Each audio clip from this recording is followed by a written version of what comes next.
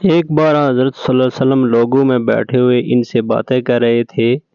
اتنے میں ایک دیہاتی آپ کے پاس آیا اور پوچھنے لگا کہ قیامت کب آئے گی۔ آپ صلی اللہ علیہ وسلم اپنی گفتگو میں مصروف رہے۔ بعض لوگ جو مجلس میں تھے کہنے لگے آپ صلی اللہ علیہ وسلم نے دیہاتی کی بات سنی لیکن پسند نہیں کی، اور بعض کہنے لگے کہ نہیں بلکہ آپ نے اس کی بات سنی ہی نہیں۔ جب آپ اپنی باتیں پوری کر چکے تو میں سمجھتا ہوں کہ آپ صلی اللہ علیہ وسلم نے یوں فرمایا وہ قیامت کے بارے میں پوچھنے والا کہاں گیا؟ اس دیہاتی نے کہا حضور میں موجود ہوں۔ آپ نے فرمایا جب امانت ایمانداری دنیا سے اٹھ جائے تو قیامت قائم ہونے کا انتظار کر۔ اس نے کہا ایمانداری اٹھنے کا کیا مطلب؟ آپ صلی اللہ علیہ وسلم نے فرمایا جب حکومت کے کاروبار نالائق لوگوں کو سونپ دیے جائیں تو قیامت کا انتظار کرو۔ صحیح بخاری حدیث نمبر 59۔ عمرہ ایک سفر میں جب ہم نے کیا تھا حضرت صلی اللہ علیہ وسلم ہم سے پیچھے رہ گئے۔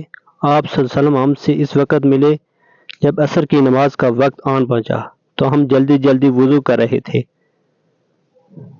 بس پاؤں کو خوب دھونے کے بعد ہم یوں ہی سا دھو رہے تھے۔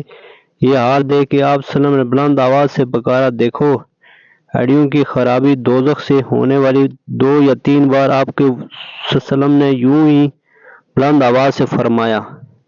صحیح بخاری حدیث نمبر 60۔ ایک مرتبہ آپ صلی اللہ علیہ وسلم نے فرمایا درختوں میں سے ایک درخت ایسا ہے کہ اس کے پتے نہیں جھڑتے، اور مسلمان کی بھی یہی مثال ہے، بتلاؤ وہ کون سا درخت ہے؟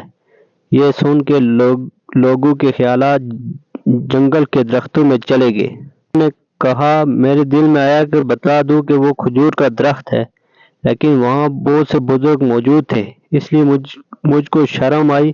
آخر صحابہ نے عرض کیا یا رسول صلی اللہ علیہ وسلم آپ وسلم ہی بیان فرما دیجیے۔ آپ صلی اللہ علیہ وسلم نے بتایا کہ وہ کھجور کا درخت ہے۔ صحیح بخاری حدیث نمبر 62۔ ایک مرتبہ رسول خدا صلی اللہ علیہ وسلم مسجد میں تشریف فرما تھے۔ لوگ آپ صلی اللہ علیہ وسلم کے ارد گرد بیٹھے ہوئے تھے کہ 3 آدمی وہاں آئے۔ ان میں سے 2 رسول صلی اللہ علیہ وسلم کے سامنے پہنچ گئے اور ایک واپس چلا گیا۔ راوی کہتے ہیں پھر وہ دونوں رسول صلی اللہ علیہ وسلم کے سامنے کھڑے ہو گئے۔